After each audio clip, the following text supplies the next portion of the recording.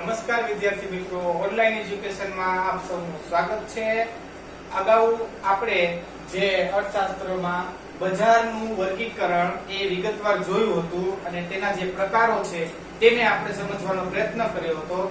હવે આપણે આગળ વધતા બજારનું વર્ગીકરણ છે એમાં જે મુખ્ય બે પ્રકાર હતા, એક અપૂર્ણ હરીફાઈ અને પૂર્ણ હરીફાઈ। તો આજે આપણે જે વાત કરવાની છે તે પૂર્ણ હરીફાઈ વાળું બજાર। નેક્સ્ટ આપણે પછી અપૂર્ણ હરીફાઈના જે વિવિધ પ્રકાર ઇજારો, અલ્પસ્તક ઇજારો, દ્વિહસ્તક ઇજારો છે એને આપણે જોશું, પણ એના પહેલા જે અપૂર્ણ હરીફાઈ છે એના વિશેની આપણે સંપૂર્ણ માહિતી આજે આપણે જોશું। તો આ જે પૂર્ણ હરીફાઈ વાળું બજાર છે એ પૂર્ણ હરીફાઈ વાળું બજાર એવું બજાર છે જેને આપણે એક સૈદ્ધાંતિક બજાર તરીકે એની ચર્ચા કરી શકીએ છીએ। સૈદ્ધાંતિક બજાર એટલે કે આ એવા પ્રકારનું બજાર છે કે આપણે વાસ્તવિક આવા બજારની આપણે અપેક્ષા ન કરી શકીએ, એને જોઈ ન શકીએ। રિયાલિટીમાં આવું બજાર આપણે ક્યાંય જોવા મળતું નથી કે જ્યાં પૂર્ણ હરીફાઈ અસ્તિત્વ ધરાવતી હોય। હાલમાં એવું બજાર આપણને ક્યાંય જોઈ શકાતું નથી। છતાંય અર્થશાસ્ત્રના સિદ્ધાંતોને સમજવામાં બજારના અન્ય પ્રકારોને વાસ્તવિક રીતે સમજવા માટે આ જે અપૂર્ણ હરીફાઈ વાળું બજાર છે એ એનું એક આદર્શ એક ઉદાહરણ બની ચૂકે છે। શું કામ કે એ બધા જ જે બજારના વર્ગીકરણના પ્રકારો છે એને સમજવા માટે આ પ્રકારને સમજવો એક અગત્યનો બની રહે છે। જો આપણાને પૂર્ણ હરીફાઈ વાળું બજાર છે એના વિવિધ પ્રકારની અંદર જે એના લક્ષણો છે એ લક્ષણો આપણે વ્યવસ્થિત રીતે એની વ્યાખ્યા અને લક્ષણો સમજશું તો આપણને અગાઉના જે પ્રકારો છે એ સમજવામાં આપણને સરળતા રહેશે। એટલે જ અર્થશાસ્ત્રમાં આપણને આ જે પૂર્ણ હરીફાઈ વાળું બજાર છે એ ખેતી ક્ષેત્રને બાદ કરતા આપણે જે બીજા બધા જે ક્ષેત્રો છે એની અંદર આપણે આ પૂર્ણ હરીફાઈ વાળું બજાર ક્યાંય જોવા મળતું નથી। માત્ર તે એક સૈદ્ધાંતિક ખ્યાલ છે, માત્ર એક આદર્શ ખ્યાલ છે, તે વાસ્તવિક ખ્યાલ નથી, માત્ર તે એક આદર્શ ખ્યાલ છે। તો કે એ આદર્શ ખ્યાલને આપણે અહીંયા સમજવાનો પ્રયત્ન કરવાનો છે। તો પૂર્ણ હરીફાઈ વાળું બજાર એમાં બે વ્યાખ્યાઓ આપણને અહીંયા આપેલી છે। તો પહેલી વ્યાખ્યા છે શ્રીમતી જોન રોબિન્સના મતે એમની વ્યાખ્યા છે કે પૂર્ણ હરીફાઈ ત્યાં અસ્તિત્વ ધરાવે છે જ્યાં ઉત્પાદિત વસ્તુની માંગ સંપૂર્ણ મૂલ્ય સાપેક્ષ હોય। આપણે અગાઉ જે મૂલ્ય સાપેક્ષ માંગ, મૂલ્ય અનપેક્ષ માંગ એના પ્રકારો જે આપણે ભણી ચૂક્યા છીએ તેની અંદરનો આ એક પ્રકાર છે કે પૂર્ણ હરીફાઈ ત્યાં અસ્તિત્વ ધરાવે છે કે જ્યાં ઉત્પાદિત વસ્તુની માંગ સંપૂર્ણ મૂલ્ય સાપેક્ષ હોય। સંપૂર્ણ મૂલ્ય સાપેક્ષ એટલે કે એવા પ્રકારની માંગ કે દાખલા તરીકે કોઈ એક વસ્તુમાં નજીવો ફેરફાર થાય, કોઈ એક વસ્તુમાં નજીવો ફેરફાર થાય તો એ નાનો એવો ફેરફાર એ મોટું પરિવર્તન લાવે છે। કોઈ એક વસ્તુ છે એમાં આપણે અગાઉ જોયું હતું ને કે જ્યારે મૂલ્ય સાપેક્ષ માંગ આપણે જોતા હતા ત્યારે કે થોડોક જ ફેરફાર થાય છે, અમુક પૈસાનો ખાલી ફેરફાર થાય છે તો આપણે એનાથી અસંખ્ય ફેરફાર જોઈ શકીએ છીએ। તેને આપણે એ મૂલ્ય સાપેક્ષ માંગ તરીકે આપણે ઓળખતા હતા। તો કે અહીંયા જો પૂર્ણ હરીફાઈ વાળા બજારમાં છે ને એવું જોવા મળે છે। શું કામ કે આપણે જોશું કે ત્યાં પૂર્ણ હરીફાઈ છે, અસંખ્ય ખરીદનારાઓ અને વેચનારાઓ હોય છે તેને આપણે પૂર્ણ હરીફાઈ વાળું બજાર કહેવી છે। તો કે કોઈ એક વ્યક્તિ કંઈક એવો બદલાવ કરે તો એ બદલાવ છે આખા બજારને અસર કરે છે, બહુ મોટો અસર કરે છે, અનંત ગણો અસર કરે છે। કે નાનો એવો ફેરફાર થાય તો એ અનંત ગણો અસર કરે છે। એટલા માટે એની મૂલ્ય સાપેક્ષ કહેવામાં આવે છે। એ બે પક્ષે હોઈ શકે છે, એ ખરીદનારા પક્ષથી પણ હોઈ શકે છે અને વેચનાર પક્ષથી પણ હોઈ શકે છે કે ભાઈ એક વસ્તુના જે પણ કાંઈક ભાવમાં કંઈક નાનો એવો નજીવો ફેરફાર થાય છે તો એક બહુ મોટું પરિવર્તન લાવી શકે છે। એવું અહીંયા શ્રીમતી જોન રોબિન્સના મતે એની વ્યાખ્યા અહીંયા કહે છે। તો કે આ પહેલી વ્યાખ્યા છે એ પૂર્ણ હરીફાઈ ત્યાં અસ્તિત્વ ધરાવે છે જ્યાં ઉત્પાદિત વસ્તુની માંગ સંપૂર્ણ મૂલ્ય સાપેક્ષ હોય છે। સંપૂર્ણ મૂલ્ય સાપેક્ષ અહીંયા જોવા મળે છે. પછી બીજી વ્યાખ્યા છે જે પ્રોફેસર લેટવિચના મતે એ શું કહે છે તો કે પૂર્ણ હરીફાઈ એક એવી બજાર વ્યવસ્થા છે કે જેમાં બજાર કિંમતને અસર પહોંચાડી શકે તેટલી મોટી પેઢી સમગ્ર બજારમાં ન હોવા સાથે ઘણી પેઢીઓ સમાન મૂડી વસ્તુઓનું વેચાણ કરે છે. અહીંયા જો એને ચોખ્ખું કીધું છે કે પૂર્ણ હરીફાઈ વાળું બજાર એક એવી વ્યવસ્થા છે કે એની અંદર જે પણ કાંઈ પેઢીઓ છે એમાંથી કોઈ એવી મોટી પેઢી નથી કે કોઈ એવી પેઢી હોઈ શકતી નથી કે તે બજારની અંદર જે સમાન મૂડી વસ્તુઓ છે એમાં મોટું પરિવર્તન લાવી શકે કે એ પેઢી બજારમાં પ્રવેશ કરે તો એનેથી બજારમાં કોઈ મોટું પરિવર્તન થાય એવી કોઈ પેઢી હોતી જ નથી.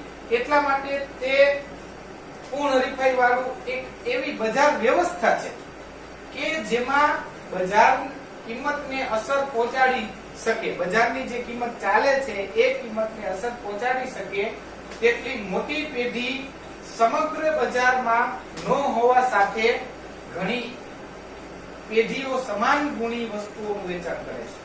કોઈ એવી પેઢી તો છે જ નહીં કે જે વસ્તુઓ વેચાય છે એના ભાવમાં ફેરફાર કરી શકે છે અને સાથે એ બધી જ પેઢીઓ જે વસ્તુ વેચે છે કેવી હોય છે તો કે સમાન ગુણી વસ્તુઓનું બધા જ વેચાણ કરે છે. એટલા માટે એ પૂર્ણ હરીફાઈ વાળું બજાર છે. કોઈની વસ્તુ કઈ અલગ નથી, બધાના ભાવ સરખા છે, બધી જ વસ્તુઓ સરખી છે. આવું જે બજાર હોય તેને આપણે પૂર્ણ હરીફાઈ વાળું બજાર કહી શકીએ છીએ. જેવી રીતે મૂલ્ય સાપેક્ષ હોય છે એવી જ રીતે કે મૂલ્ય સાપેક્ષ હોય તો કે એ નજીવો ફેરફાર જે થતો હતો એનાથી જે પણ કઈ બદલાવ આવે છે તો અહીંયા એ બદલાવ તો થતો નથી એટલે એ પૂર્ણ હરીફાઈ વાળું બજાર અહીંયા જોવા મળે છે. આ આપણે બજારનો જે પૂર્ણ હરીફાઈ વાળું બજાર છે એની બે વ્યાખ્યાઓ જોઈ. હવે આપણે જે બજારને મુખ્ય એના લક્ષણો છે એ લક્ષણો આપણે વિગતવાર જોઈએ. તો પૂર્ણ હરીફાઈના જે લક્ષણો છે એ આપણે અહીંયા જોઈ શકીએ છીએ. 6 લક્ષણો છે એ 6 લક્ષણો આપણે જોશું એટલે પૂર્ણ હરીફાઈ વાળા બજારની આપણને સંપૂર્ણપણે એનું જ્ઞાન આપણને જોવા મળશે. જો અહીંયા જે પણ કાંઈ લક્ષણો આવશે એમાં આપણે એક વાત અહીંયા ધ્યાન રાખવાની છે કે આ પ્રકારના બજારમાં આપણે માત્ર એની કલ્પના જ કરવાની છે. એ માત્ર આપણે કલ્પનાથી એ બજારના લક્ષણો સમજવાના રહેશે. શું કામ કે વાસ્તવિક જીવનમાં કે ભાઈ બજારમાં આવા લક્ષણો આપણને ઘણીવાર જોવા નથી મળતા, પણ અન્ય બજારો જે છે એ અન્ય બજારોને સમજવા માટે આપણે આ પૂર્ણ હરીફાઈના લક્ષણો છે એ આપણે સમજવાનો પ્રયત્ન કરવાનો છે. એટલા માટે અહીંયા પહેલું લક્ષણ છે અસંખ્ય વેચનારા અને અસંખ્ય ખરીદનારાઓ. તો પહેલું જ લક્ષણ છે કે ભાઈ અસંખ્ય વેચનારાઓ છે અને અસંખ્ય ખરીદનારાઓ છે. તો કે બજારની અંદર આપણે જોઈએ તો કે પૂર્ણ હરીફાઈ છે. પૂર્ણ હરીફાઈ છે એટલે બે પક્ષકારો અસંખ્ય છે. બજારની અંદર આપણે જઈએ છીએ તો કે અસંખ્ય વેચનારાઓ ત્યાં અસ્તિત્વ ધરાવે છે. એ જે પણ કઈ વેપારી પોતે વસ્તુ વેચે છે એ બધી જ વસ્તુઓ છે એમાંથી કોઈ પણ વ્યક્તિ પોતાની જે વસ્તુ વેચે છે એમાં કોઈ ભાવનો ફેરફાર કરી શકશે નહીં. જો કોઈ વ્યક્તિ પોતે જે વસ્તુ વેચે છે એ વસ્તુના ભાવમાં થોડો ઘણો આપણે જોયું હતું ને કે નજીવો થોડો ઘણો પણ ફેરફાર કરે તો એની વસ્તુ કદાચ એ ન વેચાય. શું કામ કે અસંખ્ય ખરીદનારાઓ અને વેચનારાઓ છે. એક વ્યક્તિ પોતાની વસ્તુની કિંમતમાં ફેરફાર કરે છે તો એ વસ્તુ લોકો બજારમાં એની નહીં વેચાય. શું કામ કે બાજુમાં બીજા વ્યક્તિ પણ વેચે છે એ જ વસ્તુ. કોઈ એક સફરજન વાળો વ્યક્તિ છે અથવા કોઈ અન્ય કોઈ ચીજ વસ્તુઓ કોઈ પણ વસ્તુઓ એ બજારમાં વેચાય છે અને એ જ વેચાતી વસ્તુઓ છે એ વેચાતી વસ્તુના ભાવમાં પોતે એની વસ્તુના ભાવ વધારે લેવા હોય એ બજારમાં એ 50 ના કિલો મળતા હોય અને તે 10 રૂપિયા વધારે રાખે, 50 ની બદલે તે 60 રૂપિયાના કિલો વેચવાનો પ્રયત્ન કરે પણ તો એના 50 વાળા અસંખ્ય વ્યક્તિઓ વેચે છે તો એના 60 ના કિલો કોઈ લેશે નહીં. સામે જે અસંખ્ય ખરીદનારાઓ છે એમાં પણ એવું જ રહેશે બે પક્ષમાં. વસ્તુના ભાવ ઉપર બે પક્ષમાંથી કોઈ ફેરફાર કરી શકશે નહીં. શું કામ કે પૂર્ણ હરીફાઈ છે એટલા માટે અસંખ્ય ખરીદનારાઓ છે, એમાંથી અમુક ગ્રાહકો જો ખરીદવા આવશે કે નહીં આવે તો અહીંયા આ જે વેચનારાઓ છે એને એના ભાવમાં કાંઈ ફેરફાર પડતો નથી. એ લોકોને અમુક ખરીદવા આવે કે ન આવે એ અસંખ્ય છે કે બે ત્રણ વ્યક્તિઓ ખરીદવા ન આવે તો એનાથી પણ કોઈ ફેરફાર પડતો નથી. એટલે બજારની અંદર જે મુખ્ય કિંમત છે એ કિંમતમાં બે પક્ષમાંથી કોઈ કિંમતમાં ફેરફાર કરી શકતા નથી. આ એનું પહેલું લક્ષણ છે કે અસંખ્ય ખરીદનારાઓ અને અસંખ્ય વેચનારાઓ હોવાથી બજારમાં કિંમતમાં, એની ક્વોલિટીમાં કે એના જથ્થામાં જે પણ કઈ ફેરફાર થાય છે એમાં કોઈ ફેરફાર, ઝાઝો એવો ફેરફાર આ બેમાંથી એકય કરી શકતા નથી. આ એનું પહેલું લક્ષણ છે. બીજું છે સમાન ગુણી વસ્તુઓ. જે પણ કઈ વસ્તુઓ વેચાય છે એ બધી સમાન ગુણી છે. એ સમાન ગુણી વસ્તુઓ છે એટલે જ એ પૂર્ણ હરીફાઈ વાળા બજારમાં એના ભાવ પણ સરખા જ રહેશે. બધી જ વસ્તુઓ છે ને એના એ એકબીજાની અવેજી વસ્તુઓ છે. આપણે જોઈ શકીએ અવેજી વસ્તુ એટલે એકબીજાને અવેજીમાં વાપરી શકાય એવી, એટલે કે સેમ વસ્તુઓ જ હોય છે, એમાં કોઈ જાતનો થોડોક પણ ફેરફાર નથી હોતો. એટલા માટે આ સમાન ગુણી વસ્તુઓ હોય ત્યારે બધાની કિંમત પણ સરખી છે, ક્વોલિટી પણ સરખી છે, રંગ, રૂપ, કદ, આકાર બધું જ એનું પેકિંગ થી લઈને એનું બધી જ વસ્તુઓ છે એ સમાન ગુણી વસ્તુઓ છે. એટલા માટે આ પૂર્ણ હરીફાઈના બજારમાં બીજું લક્ષણ છે કે જે પણ કાંઈ વસ્તુઓ વેચાય છે એ બધી જ વસ્તુઓ કેવી છે તો કે સમાન ગુણી વસ્તુઓ છે, એમાં કાંઈ ફેરફાર થતો નથી. ત્રીજો મુદ્દો છે પેઢીઓની મુક્ત અવરજવર. તો કે પેઢીઓની મુક્ત અવરજવર તો કે કઈ રીતે? જો ઘણીવાર બજારમાં અસામાન્ય નફો જોવા મળે છે. અસામાન્ય નફો એટલે કે અતિશય નફો.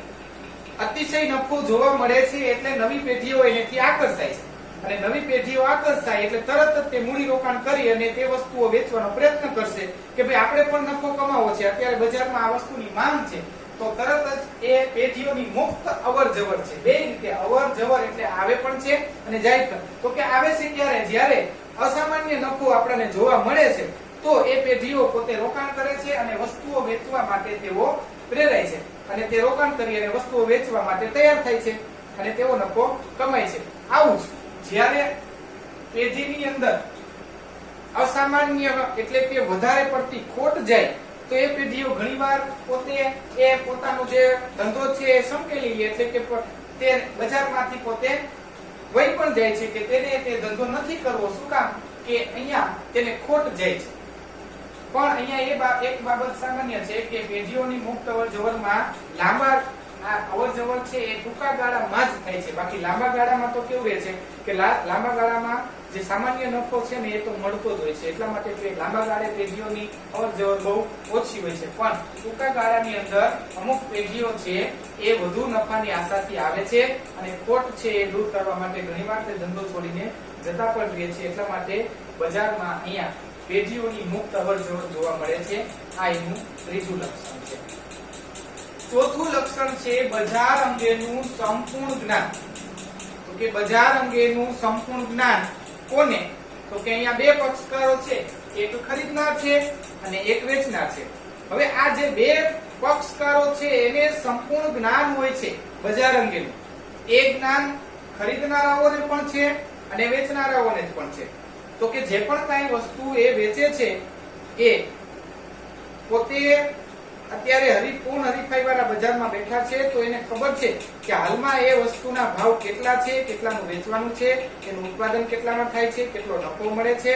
આ બધું જ જ્ઞાન છે એ વેચનારને પણ છે અને ખરીદનાર જે સામે પક્ષે ગ્રાહક છે એને પણ બજાર અંગેનું કે ભાઈ આ વસ્તુ છે અત્યારે હાલમાં બજારમાં કેટલામાં મળે છે અને કેવી ક્વોલિટી છે, એ કઈ રીતે ઉત્પાદન, એનો ખર્ચ છે, એ ખર્ચથી બાદ કરતા કોણ કેટલો નફો કમાય છે અને આ વસ્તુ છે એ ખરેખર આપણે કેટલામાં ખરીદવી જોઈએ, ક્યાં કેટલા ભાવ ચાલે છે, એ સંપૂર્ણ જ્ઞાન છે એ બજાર અંગેનું સંપૂર્ણ જ્ઞાન બંને પક્ષકારોને હોય છે પૂર્ણ હરીફાઈ વાળા બજાર. એટલા માટે તે ક્યાંય છેતરાતા નથી અને કોઈ નથી છેતરાતું. આ વ્યક્તિ જે વેચનાર છે એ ઓછા ભાવે વેચતો નથી અને જે ખરીદનાર છે એ વધારે કિંમત ચૂકવતો નથી. શું કામ? કે એને સંપૂર્ણ જ્ઞાન છે, ક્યાંય છેતરાતો નથી, એટલે કે તે ક્વોલિટી થી પણ વાકેફ છે કે અહીંયા એ વસ્તુ છે, આવી ક્વોલિટીની આટલી ગુણવત્તાવાળી મળે છે, એટલે એનાથી પણ તે સંપૂર્ણ એનું જ્ઞાન ધરાવે છે. તો કે ચોથું લક્ષણ આપણે જોયું, બજાર અંગેનું સંપૂર્ણ જ્ઞાન છે એ બે પક્ષકારો ધરાવતા હોય છે, એટલે ક્યાંય કોઈ જાતની છેતરપિંડી કઈ થવાની શક્યતા હોતી નથી. પછી છે પાંચમું છે, ઉત્પાદનના સાધનો સંપૂર્ણ ગતિશીલ હોય છે. તો કે આ પાંચમું લક્ષણ છે ઉત્પાદનના સાધનો. તો કે ઉત્પાદનના સાધનો આપણે જોયા હતા, તો કે જમીન, મૂડી, શ્રમ અને નિયોજક. આ જે પણ કઈ સાધનો છે એ અહીંયા માની લેવામાં આવે છે કે સંપૂર્ણ ગતિશીલ છે.